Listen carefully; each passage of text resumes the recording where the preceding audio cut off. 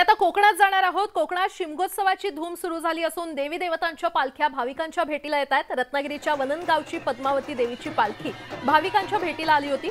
पद्मावती देवी पालखी बाजारपेठेत नाचवण्याची गेले अनेक वर्षांची ही परंपरा आहे। तिकडे रत्नागिरीच्या मंडणगड तालुक्यातील शिमगोत्सवाचा उत्साह शिगेला पोहोचलाय। तर गोकुळ गावातील ग्रामदैवताच्या पालखीचं ग्रामस्थांनी दर्शन घेतलं आणि यावेळी शाळेतील विद्यार्थी सुद्धा पालखी सोहळ्यात सहभागी झाले होते।